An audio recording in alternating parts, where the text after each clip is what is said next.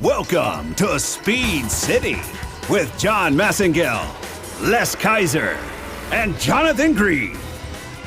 It's the fastest hour on the radio. Speed City. Good evening, gearheads. Welcome to Speed City. We are excited tonight, as usual, but we're even more excited.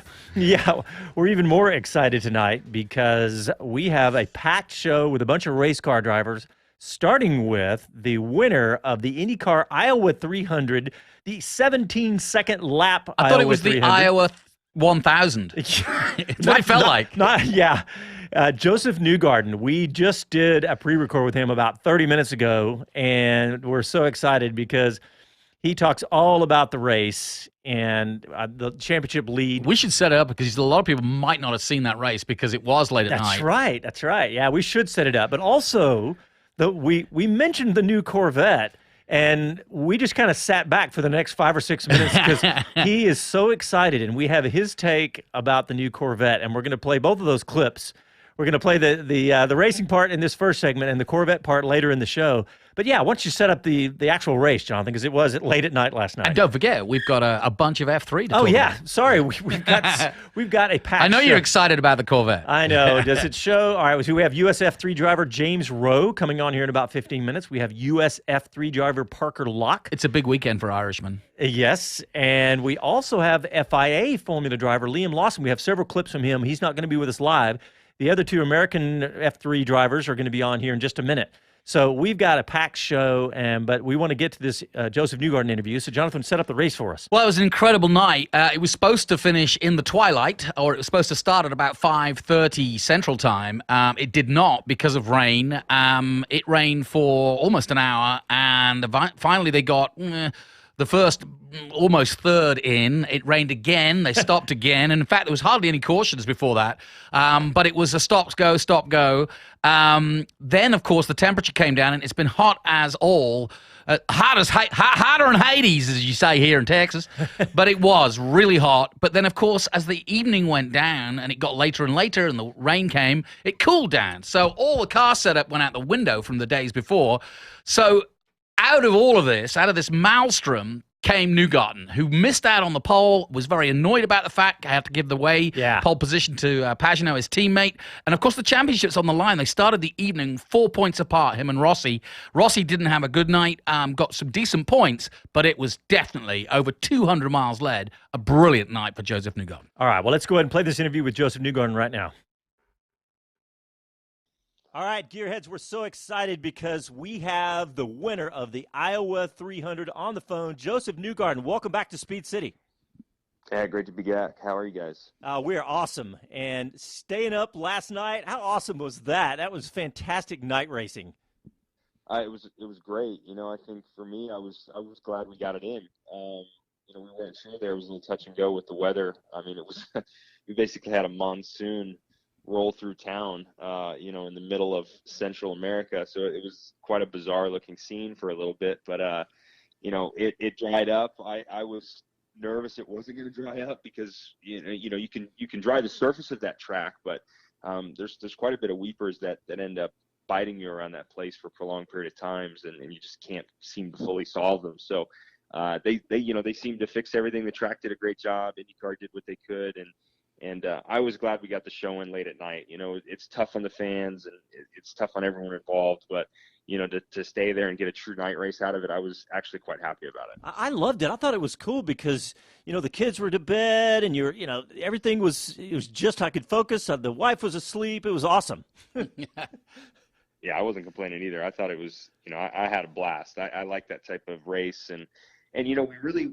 unfortunately, we weren't going to have a night race. If it didn't rain, it was still going to be during, the daytime hours. The sun doesn't really set around there until 8:30. So I was kind of selfishly happy that we got a full night race and we got it under the lights.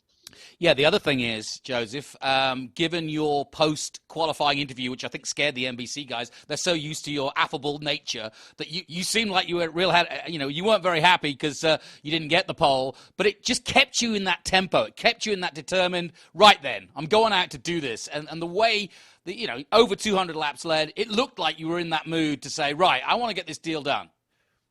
Well, I was really upset on Friday just because, I don't normally outwardly express it so much. And it's tough in this sport because you got to gather yourself quite quickly. You get a microphone put in your face and, a minute, 2 minutes literally after you just performed or tried to perform. So it's rare. I mean, I always try and be polite, but I was really frustrated yesterday. And, it was more so for the fact that, we had the pole winning car. I know we did. And we just kind of messed it up. We didn't get it right. And it was no one's fault. It was one of those deals where you didn't make it happen when you needed to. And so I just was focused on going racing then. I just wanted to go and win the race because I knew we could do that. And but once we got into second practice after that qualifying, I was ready to work in the car and go racing, like I said. All right, well, so you've increased the gap in the points lead because lately it's been it's a bigger number now, and I've been lately it's been a lot of Alexander Rossi. He's been dominant, and Simon Pagenaud. And coming into this weekend, I thought, well, I wonder how if Newgarden's going to react. And man, you just knocked it out of the park. Dominated over 200 laps of the race led. But what about? I got to talk to you about the intensity of this track. You came out of the car and were doing the interview last night and going, you were dizzy, man. This thing is intense, I guess. They are intense. These oval tracks, specifically the short ovals. If you do that many laps in a row, you're in the car there for an hour and a half, 2 hours, and you just it takes a lot out of you. You're just sustaining 4+ Gs, 5 Gs in the corner, and it's similar to Texas in a lot of respects. You get kind of the same effect there. But Iowa's probably just a touch more because it really is almost like a true constant corner. You never really stop cornering on that place, and it's 17 seconds that it takes to do a lap. So, just that constant loading, I mean, it just wears you out. And so the first time you actually, stand up out of the car, your body has to adjust and kind of come back down to earth, if you will. So it's intense. It's physical. It was less physical at night because we didn't have the heat to deal with. It was really tough the day before when it was, like 110 for the heat index, and you were just overheating at that point, plus adding the physical side to it. So it made it a lot easier, but it's always tough running 300 laps around there. Well, what about the temperature? We had such a dramatic temperature drop. It was hot all weekend, and then racing at midnight. I mean, how did that affect the car? Was there anything that was a big surprise? Well, you're always kind of cautiously, you're just cautiously waiting to see how your car is when you go into that situation because, for us, we knew our car was good in the heat. We were expecting to race in the heat, and so we kind of knew what we had. And then, when it cooled off as dramatically as it did, I mean, you're talking probably a 45-degree track temp swing. I mean, that's how much it was, reduced from the heat of the day. And that's pretty significant. I believe the ambient temp was down about 20 degrees as well. So, it's a big shift in just the car's performance. And the biggest thing you got to do is kind of adjust ride heights and gear ratios. We're probably producing a couple hundred more pounds of downforce just from the air temperature and track temp. And then the engine is more efficient too in those conditions. So you're going to be going a bit quicker. So you got to, give yourself a little bit more gear to try and, get the top speed that you need. But then from the handling side, you've worked all day on Friday in the heat trying to make the car do what it needs to do. But then when it cools off, the balance shifts and you don't know what you're going to get. But I felt confident we were still going to have a good car. And then, like I said, you just kind of wait for that first stint to see where you're at. And, luckily you get through it and you go, wow, our car's pretty good still. And it's about what I expected. So you just keep working on it and then, trying to seal the deal for the rest of it. More power, more downforce. Sounds like more fun to me, man. I mean, I thought it made a better show. It packs everyone up a little bit more. You still get strung out there because it's high tire deck, which is, by design. Firestone brings a great tire that, we as teams, we have to get the most out of engineering wise. And that's the challenge of the series. And, it's why we show up every weekend is to kind of solve the puzzle. But at nighttime, you run a little bit closer. And I thought the action was great. The side-by-side stuff is, probably the best you're going to get at Iowa. I mean, there's no other short track on the planet that I know of where you really run side by side like that. You have multiple lanes. It's just really great racing. And as a race car driver, it's fun because you have that you kind of have that movability where you can, place your car where you want it instead of being, stuck to this one line that we get at some other tracks. And, it's the nature sometimes when it's a one groove track, but when you get a place like Iowa, it's really, really fun to race for 300 laps there. Joseph, obviously, these are the nights you look back and go, maybe when you get to Laguna, wow, Iowa was so important. I mean, with 5 to go now, how do you feel? You've got a little bit of a gap, but with Dixie scoring again, well, from nowhere, Rossi's going to be a factor. But how are these next few races for you in terms of previous years? Well, I talk about it the way I've always talked about the championship. They all matter. Every single race. St. Pete matters. You have a bad race at St. Pete, it adds to the bucket. And the way this championship works, that bucket fills up all year. And at the end of the year, it's going to be filled as high as it's going to be. What changes is it gets intensified and it gets magnified as you get to the final stretch here when it's 5 races to go, 4 races to go, whatever it gets down to, and then people really start looking at it critically. But it's a championship where, if you build up a bunch of credit at the beginning of the year, you've got a little bit more leeway at the end, and vice versa. If you didn't build up that credit, like, Dixon didn't build up as much this year, then he doesn't have that towards the end of the year. So for him, there's a bit more pressure, to get every race right. So yeah, I guess why I'm saying that is because every race matters in the championship, and our approach is we focus on each race individually. And if you get the most out of your car and you have good race cars each weekend and you're maximizing your potential, then I think these things like the championship and the point system, it ends up working itself out however it's going to be, whether it's going to be good or bad.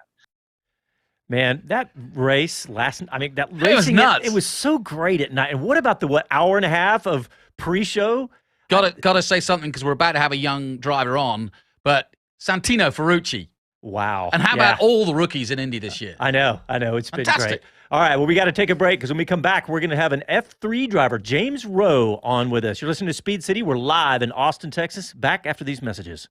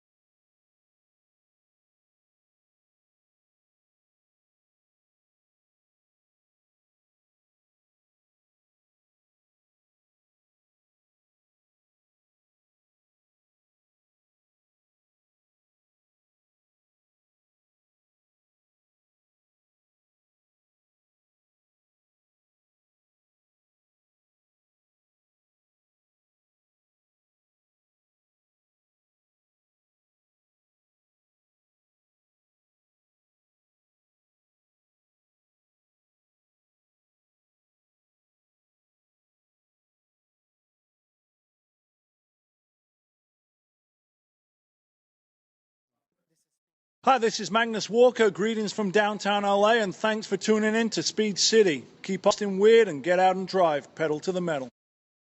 Welcome back to the fastest hour in radio, Speed City. Thank you, Magnus Walker. Yes, it's true. Austin is weird. Absolutely. It's not just a I feel slogan. so much at home here. No wonder you had to come from London. They kicked you out and said you belong in Austin. Don't tell anybody else. They'll all be here. All right, well, we're going to go right back to it because we have an F3 America's driver on the phone. Very excited to have James Roe. James, welcome to Speed City. Hey, how are you? Thanks for having me on. Not at all. Great. Yeah, thanks for coming on. No problem. This is exciting. Well, I tell you what, it's an exciting day for Irish sport, I would say, wouldn't you? I don't know if you follow golf, but my word. O'Shea, O'Shea, O'Shea, O'Shea. The boy did good. No, yeah, for sure. My Twitter feed was full of golf today, obviously following the Irish feeds, and having Shane Lowry win that win that huge tournament back home on our Irish soil, and it really being his first big one is really impressive for Irish sport today. Yeah. Yeah, really cool. Irish eyes are smiling, no question about it. Now, listen, James, we've got you on the show because we love to talk about young drivers, and we just thought we'd give you a little intro there with Josef Newgarden. So it's not often you get to follow Josef Newgarden, so there you go. No, when I was just about to come on, and I just looked at your Twitter feed and said, "Oh, being joined by Josef Newgarden too," and I was like, "Oh, gee, this show is real." Yeah. Well, we didn't expect it because we didn't get him last night at 1. We usually get the Indy winner, but usually it's a Sunday night, and so we're expecting them sort of an hour after the race. But of course, it finished at 1 in the morning. Anyway, he was very graceful and decided to come on and talk to us, so we were very excited. He was gracious as well as graceful. Graceful and gracious. Best of both worlds. Where's Gracie? Anyway, James, we're glad you got here. So I will be with you next weekend doing the commentary on your race. I'm very excited about that. But tell us about your season. Currently 4th in the championship for Global Racing Group. Like me, what on earth are you doing in America? Basically, it's an interesting story. So, not to dwell on it for too long, my uncle, Michael Rowe, was a professional driver out here in the US back in the early 80s and 90s. He was Can-Am champion in 84 and was the Works Van Diemen 1600 driver when they came here initially. Cool. In the early 80s, and then done some sports car stuff and so on. So I started off racing quite late when I was 15 years old in Ireland for various reasons. Didn't do any go-karting, straight to cars. And I got to a stage, went through a series in Ireland called Genetta Junior Ireland, and that went well. Then went to 1600, actually with Ralph Furman, who ran my uncle back in the day, and done 1600 with him. And again, things went well. We had wins and lap records and stuff. And I got to a bit of a crossroads.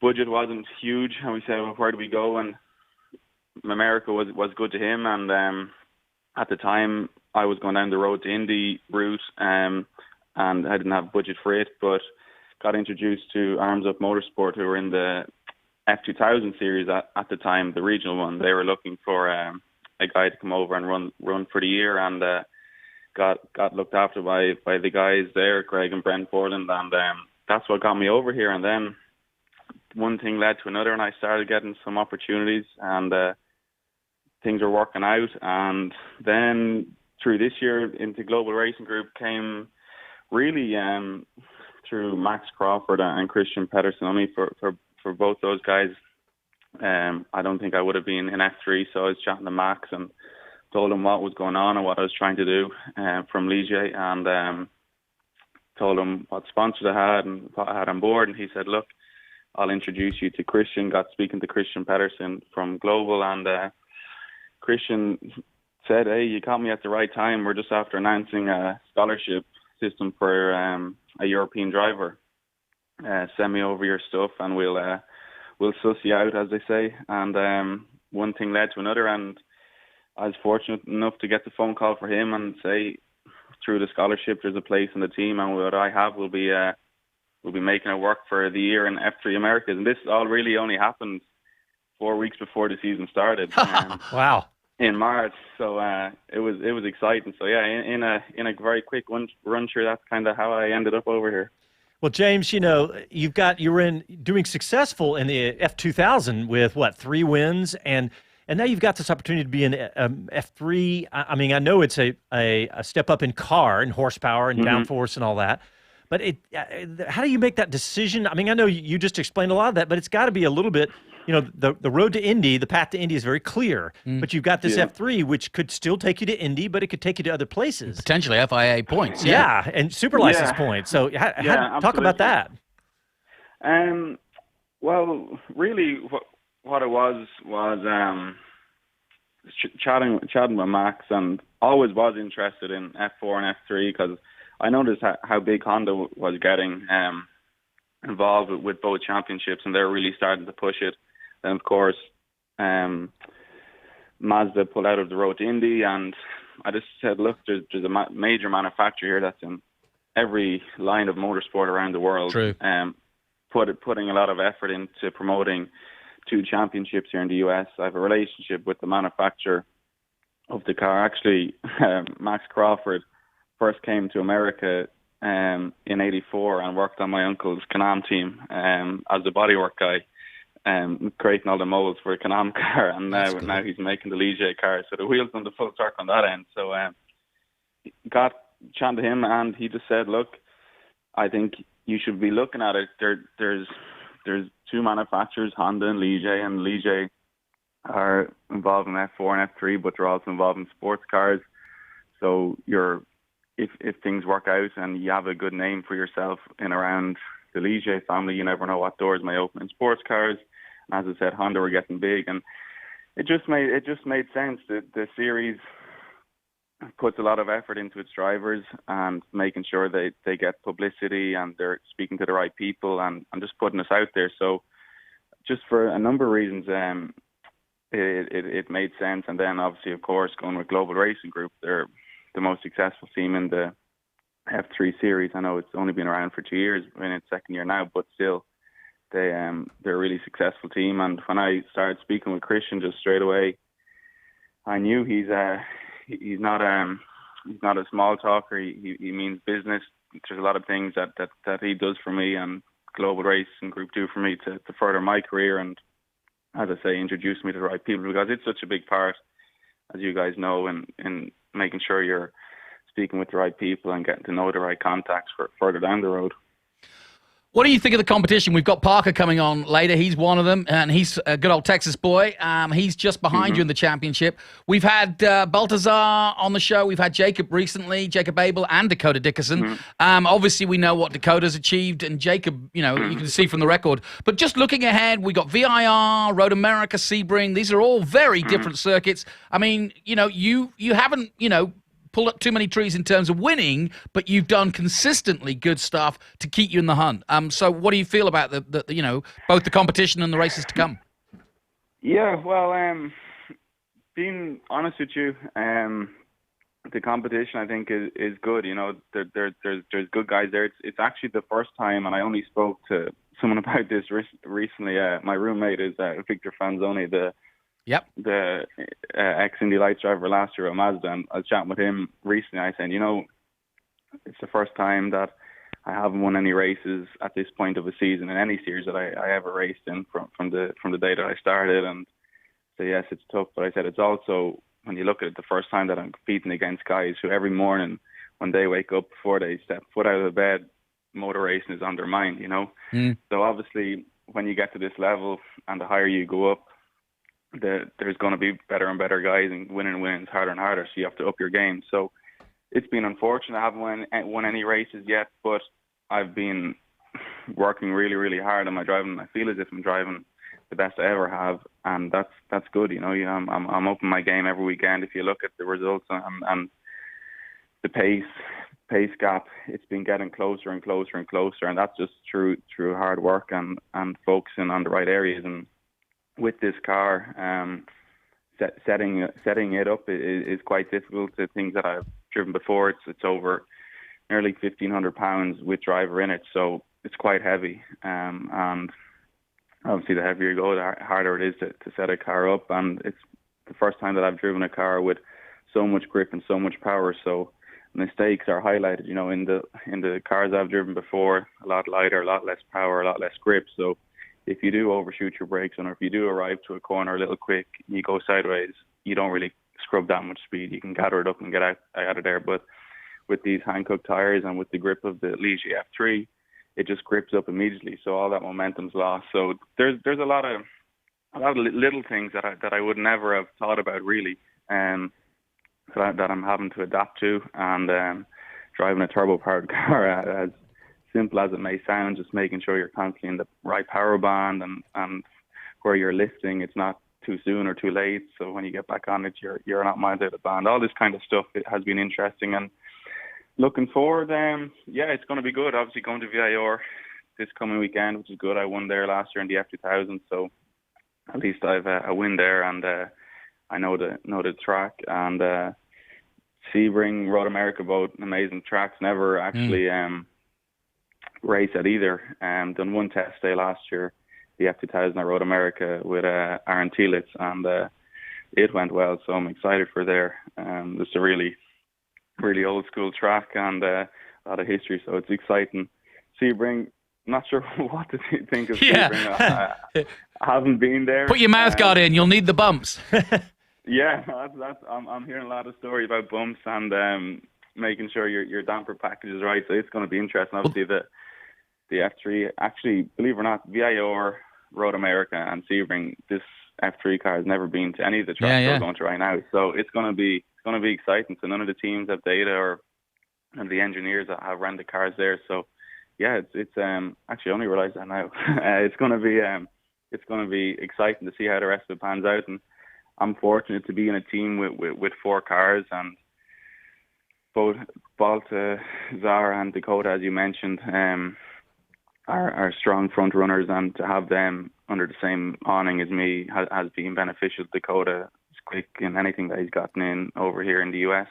So that's been my benchmark so far this year. I'm not going to lie, and it's funny there's certain areas, I won't get into them, where he's stronger than me, and it's what I'm working on. Like at Pittsburgh, it was basically just 3 corners that had required one style that he was very strong on, and the remainder of the lap we were bang on the Delta. My best lap of the weekend versus his best lap was bang on. So it just to translate, bang on is really good, because these Americans don't speak our language, and bang on is that's the cracker's 90. Well, we're listening to James. Cracker's 90 and he's bang on.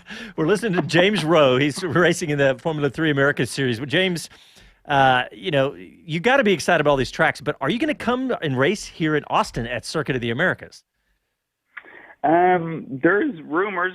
I haven't been told anything official yet, so I'm not going to be the one that's going to let the cat out of the bag. But there's certainly talks about it. It would be amazing to go there. Obviously, such an amazing track, and to race at current F1 facility would be awesome. And I've a sponsor base out of Texas, Vortex companies. So to race there for them would be amazing too. So let's wait and see what happens. But certainly, if it's going there, I'll be there. All right. Well, hey, we got to take a break. But you know what, James? I want you to stay on the phone with us, because if you got time, because we got Parker Locke coming on. I want you guys to. You got one of your rivals on. Yeah, we're gonna do a little competition on the air too. So, all right, we're listening to Speed City. We're in Austin, Texas, and back after these messages.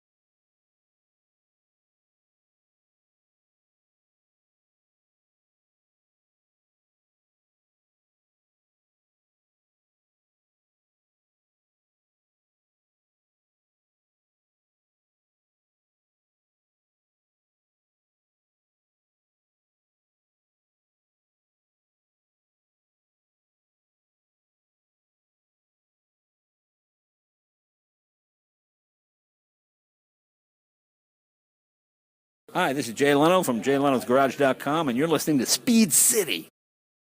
Welcome back to the fastest hour in radio, Speed City. I watched Jay Leno this weekend do the live Corvette C8. Was only Jay Leno can say Speed City the way to heat it.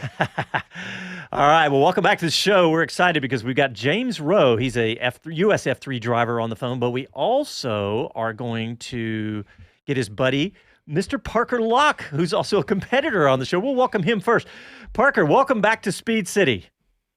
Yeah, thank you for having me. We appreciate it. I said welcome back. Have you been on the show before? Yeah. I thought he had, yeah.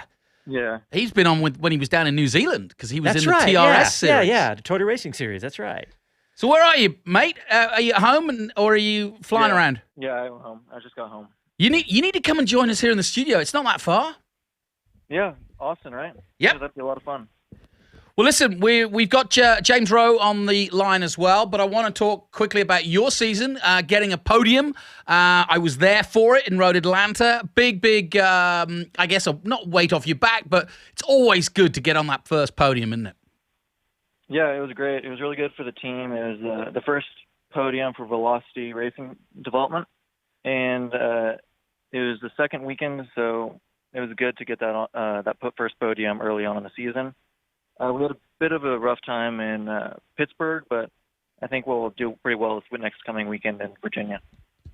We talked at Pittsburgh, and obviously we hadn't really caught up properly since TRS back in New Zealand. And the biggest thing you said to me was that the learning curve that you've had literally since January to now July, which is only 6 months, and I'm sure it's gone by like a whirlwind, but you're learning all the time, and that's really all you can ask for, isn't it? Right, yeah. Just being in the car as much as we did in New Zealand, it was crazy how much I learned. And then continuing on back here in F3, it's just been great. Well, let me go more specific and say to both of you, so what specifically, and I know the answer to this with Parker, but I'd like to hear it again, specifically have you kind of dialed in or worked on? And I know that being up to speed and sort of getting on the pace early on has been a big factor for you, and you've done that now.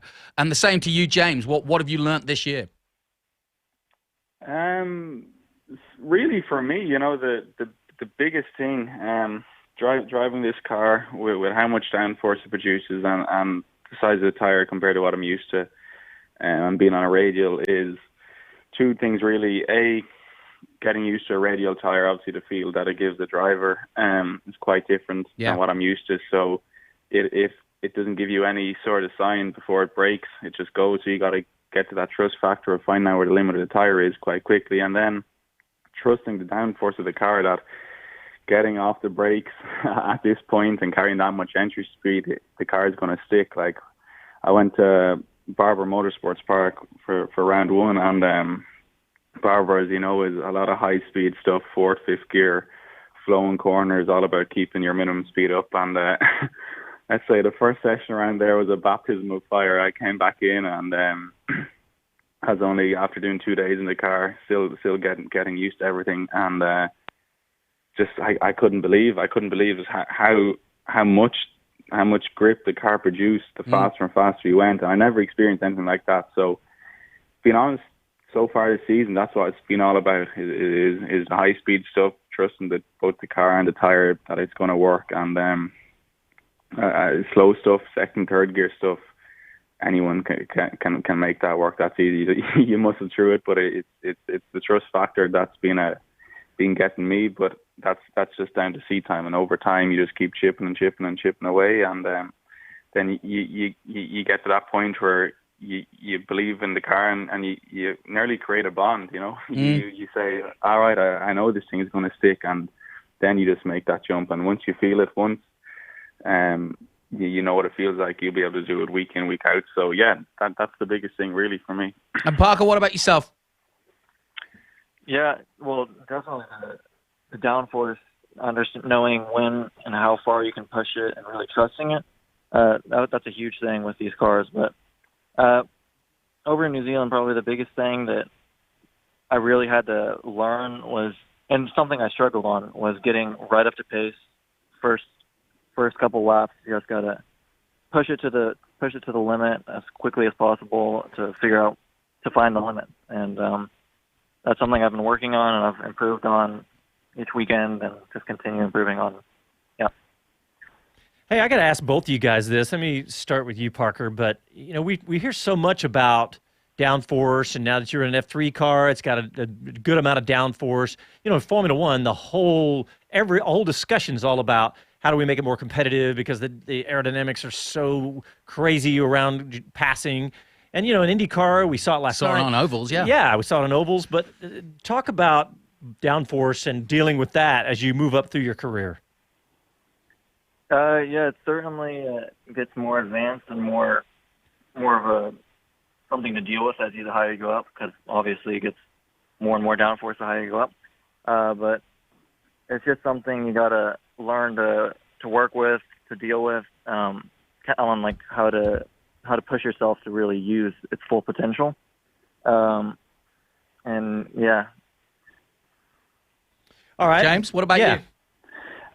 For me, certainly, as Parker touched on, find the limit is important. But racing for me with downforce was the thing that I had to learn about. Coming from F3000, there's very, very little aero wash in the cars, and the year before that, as in FF1600, so there's no aero at all. So this year, just getting used to the feeling that you get when you're underneath another car's gearbox in the middle of a race, and that you're going to lose a majority of your front wing efficiency, was something that I had to adapt to. And quickly, in Barbara at round one, the last race, ended up getting my front wing taken off through a bit of contact in race 3 the weekend, and I was on lap 2, and I raced the whole race without a front wing, and boy, geez, I realised how much they work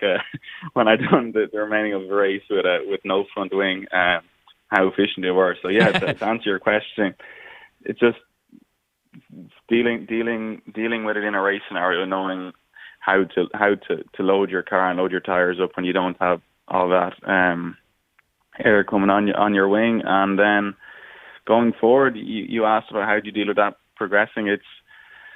I think it's important at this level when you make that first initial jump to really understand the fundamentals of driving an aero car, and then as you go up, I think once you understand the fundamentals and the basics and why it does what it does when you're in certain scenarios, that it's not really any different. You know, you're as you go up, your tire gets bigger and your downforce gets bigger, so it equals out. You know what? I'm sitting here looking at, Parker, at your profile on F3 Americas, and it says Racing Hero Max Verstappen. And so you're just, 15 points behind your buddy on the phone here, James Roe. James talked a little bit about little rubbing and stuff. So are you afraid to... Are you going to talk smack now? Yeah, are you going to talk smack on the track and put it some Max Verstappen style? Yeah, I certainly look up to Max. His driving style is very aggressive. He doesn't leave anything on the table. Really? Yeah. His starts are pretty insane. He always gains a place. Just his aggressive style of driving is really something I'd like to learn more of, I guess. But yeah. Well, hey, Parker, I'm sitting here also seeing, I knew you were from San Antonio, but you grew up in New Braunfels at that local track. That's right down the road from Austin. I mean, this is awesome having someone from right here on the show. I mean, we had Formula One drivers, IndyCar drivers, you name it, all up and down, but not very many people from right around here. Have you, have you got to spend time on all the local tracks? Have you ever spent time on COTA? Yeah. I've been on COTA. Well, I actually don't get on COTA that much. It's hard to get on just because it's such a big track, I guess. But isn't that what got you interested in the first place? You came along to your dad with the first ever Formula One race. Yeah.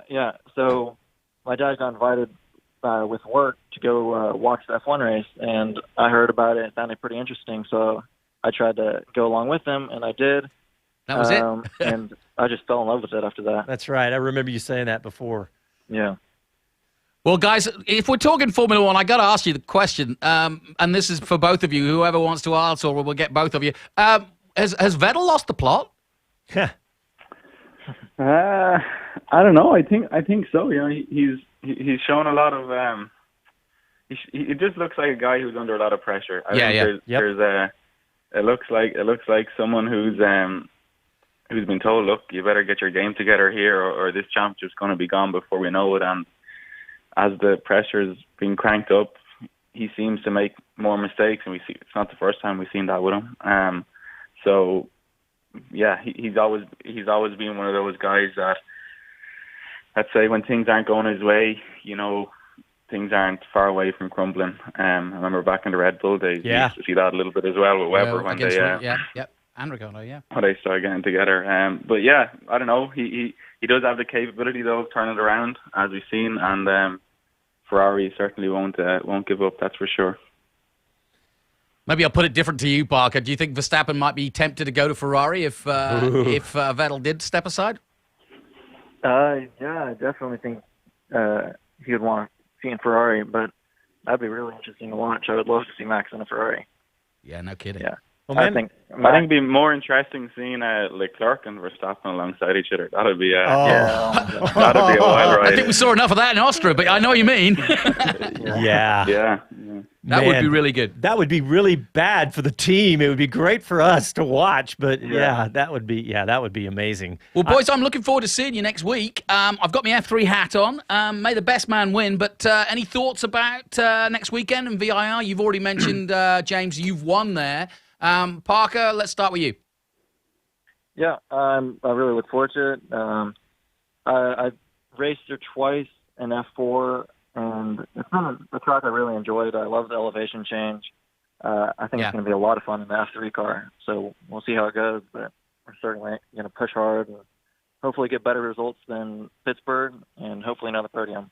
All right, James, let's hear what you got to say. We got about 30 seconds, though. Yeah, no, likewise. I'm looking forward to going back there. Won there last year, so that's always nice coming back to a track that you've won at, and just looking forward to figuring the place out in this F3 car. And I think qualifying is going to be super important. It's not really actually not the easiest place to pass in the world if you're against a guy in similar pace. So we'll focus on that, and let's see what happens after that. Simple as that. The key is to bring your whole family. That's what Parker does. He brought the sisters, he brought his mum, he brought his dad. So we want the whole Irish clan to come. I don't know. I think we got to win the lotto first. And bring the Open winner. Bring the Open winner. That'll be the luck of the Irish for you. All right, guys. Well, hey, thank you both, Parker Locke, James Roe, for coming on the show. Best of luck for the season, and we'll be keeping an eye on you, and we'll get you back on the show. Thanks for having me on, and see you next week. All right, guys. Thanks, guys. Thanks a lot. All right, we're going to go to a break, but when we come back, we're going to hear the second half of our interview with Josef Newgarden, because he talks all about the new Chevrolet mid-engine Corvette Stingray, and I loved it. I got my Corvette shirt on tonight. I was about to say, we can't see it, but you are actually wearing a Corvette shirt. It's awesome. You got to hear what Newgarden has to say about this. You're listening to Speed City. We're live in Austin, back after these messages.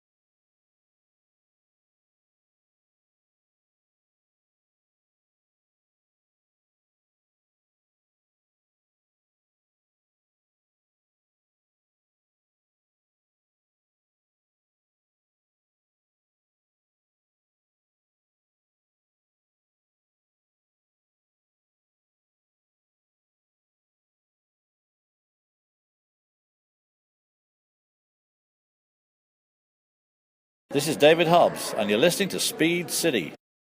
Welcome back to the fastest hour in radio, Speed City. All right, welcome back to the show. Before we go to the Josef Newgarden clip about the new Chevrolet mid-engine Corvette that dominated my social timeline, dominated all of my YouTube videos, we're going to talk about another race driver. Jonathan, talk about Liam Lawson a little bit. Well, he raced against Parker Locke in New Zealand, and he's the current champion of the Toyota Racing Series, and he got his first podium last weekend. He's also a Red Bull junior driver, which is really probably the more interesting part because he's just 17. He's the youngest FIA F3 driver, got his first podium at Silverstone, therefore went on the podium that Hamilton was on later in the day. Yeah. It's got a hell of a thrill. So there's a podcast out on our SoundCloud, but we can discuss the Silverstone thing or just the Red Bull program. Well, we've got a clip of him talking about the Red Bull program. Let's start with that. And this is Liam Lawson.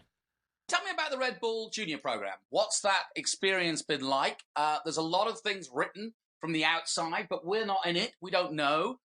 Tell us what that experience has been like. It's just really, obviously, been doing 2 championships this year. It's just really, really busy. So I imagine in the future I'll have a lot more time to do a lot of other activities, as most people will see the sort of, I guess, fun activities that Red Bull drivers do. But we just really haven't had the time to do that. So it's really just been racing and having, the access to using the Red Bull factory when I need it. And I live very close to it in Milton Keynes. So, basically being able to go to Red Bull all the time and use their gym, also having the simulator there as well is really, really cool. I mean, I asked about Red Bull because and this kind of brings up Toyota Racing Series. Both you and Lucas Auer are in the program. Lucas is flying high in Japan. You've just got your first podium. But the Red Bull program can be brutal. Dan Ticktum knows that. He got dropped from it. It's one of those. It's the right place to be, but it's a tough place to be, right? It is, for sure. And I think that's why it was quite a big decision being so young. We were basically deciding whether I was ready for it or not. And I believe absolutely I am. And we are at the moment proving that. So that's no problem. But it's not just about the driving. It is performance based, but not just on the driving things. They want somebody who's going to represent them as a brand as well in Formula One. So you really have to be that full package. So there's a lot to work on. All right, guys. So Liam Lawson, Jonathan, just talk a little bit more about him. Yeah, I mean, he is the current TRS champion. He's 17 years of age, which is incredible, really. He's fighting against fellow Kiwi, Marcus Armstrong and Deruvala and several others. And they're all guys who are basically now on the watch eye or the watchful eye of Formula One because they race at Budapest. So the next Formula One race we have, which is why it's relevant, he'll be racing that weekend, and same for Monza and so on and so forth. So it's a big, big year for him. But more interestingly, and as I said, on our SoundCloud, I've got the whole podcast up there, he's looking at going back to TRS because it's now a potential that TRS can score super license points both winter and then go on to do the European Championship. So he's moving up now and will be very close if he keeps winning as he is to getting a potential super license and also the chance to test an F1 car, which, given that he's in the Red Bull program, makes it interesting, given that they've just got rid of Dan Ticktum and they've taken on that other Irishman from Texas. Do you like the segue? Pato Ward. Pato O'Ward. O'Ward, yeah. Not exactly Irish, but yeah. His name is Patricio O'Ward. Well, it was fun having 3, different F3 drivers, and it's really interesting how you can travel from the F3 Americas and the F3 other programs around the country to the FIA F3. Well, that's the big point of all of this is, yes, we've just talked to an international driver, we just talked to 2 American drivers, but they can all race in the same car now because the Halo car is the same around the world. All right, we're going to talk Corvettes now. Okay. Because I have my Corvette shirt on, and that's why we're going to talk Corvettes tonight. But we're going to start by getting the IndyCar Championship leader, the factory driver, the factory Chevrolet driver, Josef Newgarden, to talk about the Corvette. Let's hear the second half of our interview and hear that Corvette part. Before we let you go, Joseph, I got to ask you something. Last night, you said while you were being interviewed about talking about the new 2008 mid-engine Corvette. So I'm old, and I remember them talking about the mid-engine Corvette way, way back, and it's finally happened. A 495 horsepower dual clutch 8-speed mid-engine Corvette. Oh my gosh, 60 grand? That seems unbelievable.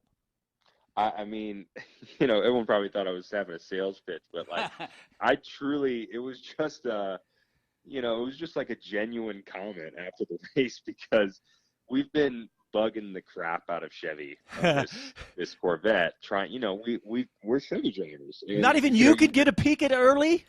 No, I mean you assume they'll at least talk to you about it, and everyone that you spoke to, or everyone I spoke to at GM, they didn't even acknowledge it. It was like it was like it didn't exist, and you're like, you gotta be kidding me! How can we not talk about this? So.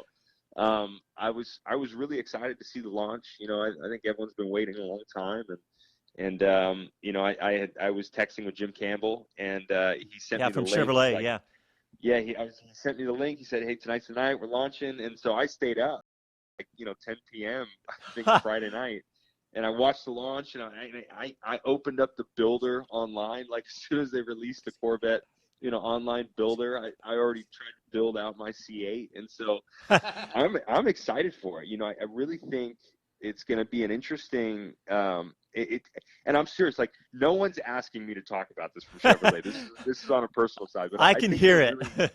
I think they're really going to open up the demographic with this car. Yes. Because there was the Corvette. You felt like either way about it. You were like, I love Corvettes, or like, I hate Corvettes. Yep. And the C8, I just think it's going to really draw a young generation. It still looks very Corvette. It still seems very Chevrolet, but it just, I don't know, it's just got a different appeal to it than they've ever had.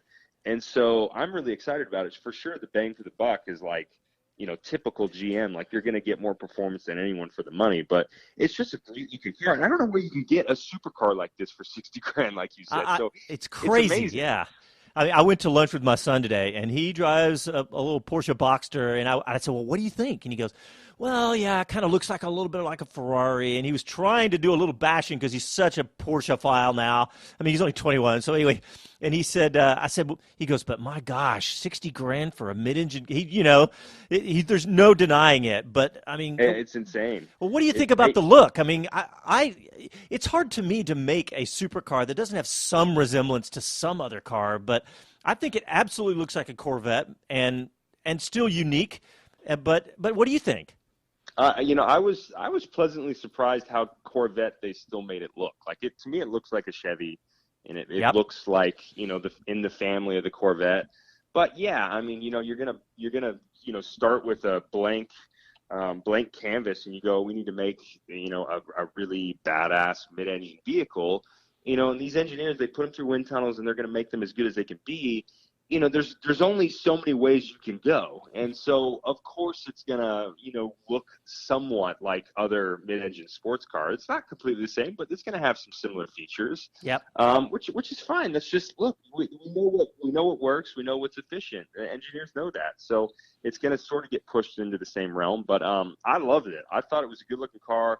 We were actually all talking about it last night while we were waiting for the rain delay. All the engineers, we were in the engineering office with all the drivers, and there's engineers up there that they drive like Audi RS4s, all sorts of stuff, and they're all like, man, we're gonna buy these Corvettes because they're so cheap for what you can get. Yeah. Like, it's just the value, the dollar for performance is just, it's ridiculous what they provide. So it's pretty exciting.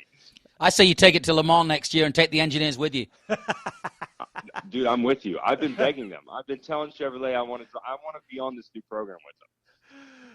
Well, Joseph, it sounds like you and I could probably go on for about another hour talking about the new Corvette. I have been researching. My YouTube feed only gives me C8 videos right now. And now a little IndyCar after last night, but still, it's full. But Joseph, congratulations on the win last night, and thanks for your time today. And go bask in this for a little while longer, and then go get ready for the next race. All right, sounds good. Thanks, fellas. Talk to you later. Thanks, Joseph. Thanks, Joseph. That was absolutely not paid from Josef Newgarden. He was absolutely enthusiastic about the new Corvette. It was great watching you both geek out. Well, but it is a fantastic car. Yeah, my Corvette history goes back to, I had a couple of the ZR1s in the 90s, the LT5, Sure. The dual overhead cam 32 valve, which they've never done that again. And there's rumors of one of those engines, a dual overhead cam engine, coming with the new C8 eventually. How about this? Magnussen, Gavin, Pagenaud, Newgarden, Daytona 24 hours. Oh, man. Then on to Le Mans. Yeah. I like it. Yeah, there you go. Talking about the new Corvette, there's rumors that they're going to make a hybrid version and the hybrid version may approach 1,000 horsepower, a la as in Porsche 918. And they're making one for the colonial market. Oh, that's right. That's right. Joseph talked about the different markets. I could drive one. They're making a right-hand drive model for the first time. How bloody ever. civilized. Oh, how wonderful. So I could drive one in New Zealand. That guy Campbell, call him up, tell him I'll drive one at New Zealand. Yes. Trouble is, I would probably cause mayhem. Yes. Oh, mayhem! Yeah, afraid so. This is really a big deal because I don't know. You can argue that Corvette should have done this a long time ago. My son and I were talking. He goes, yeah, they should have done this all the way back in C5. But it is, no matter when they did it, it is this is a sea change. This is an epic change in Corvette's history. And, we've had all sorts of amazing performance levels, but, I can't help but think back to when the Chevrolet, it may have been Campbell who was driving the Chevrolet opening the IndyCar race. Oh, man, I was there. And 750 horsepower and spun it into the wall. I was doing right? Trans Am that day. Yeah, so I'm thinking maybe a little more balanced mid-engine.